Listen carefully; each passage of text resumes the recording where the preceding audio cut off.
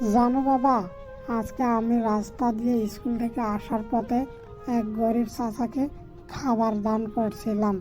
সে খুব খুশি হয়েছে। মাশাআল্লাহ, আমি খুব খুশি হলাম তোমার কথা শুনে।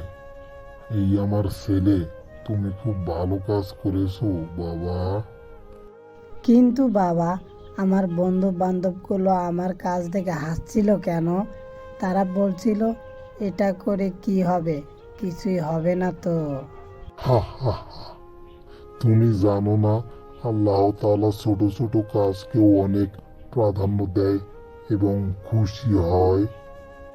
সত্যি আব্বু, আল্লাহ তাআলা ছোট ছোট কাজে অনেক খুশি হয়।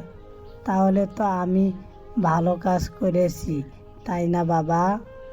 হ্যাঁ বাবা, পবিত্র কোরআনে লেখা আছে যে সরিষা দানা পরিমাণ ভালো কাজ করবে সে সেই কাজের মূল্য পাবে।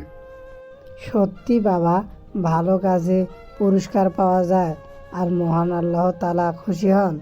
তাহলে আমি প্রতিদিনই একটা করে ভালো কাজ করব। আলহামদুলিল্লাহ, এমন ইচ্ছা শক্তি মানুষকে জান্নাতে নিয়ে যেতে পারে। তুমি অনেক বড় হও বাবা, দোয়া করি। আচ্ছা বাবা, আমি যে এখন তুমি, মা সবার সঙ্গে থাকতেছি, আমি কি জান্নাতে গিয়েও তোমাদের সঙ্গে থাকতে পারবো? বলো না। পাগল ছেলের কথা দেখো। হ্যাঁ বাবা, আমরা যদি সবাই নামাজ পড়ি, ভালো কাজ করি, তাহলে জান্নাতে আমাদের দেখা হবে ইনশাআল্লাহ।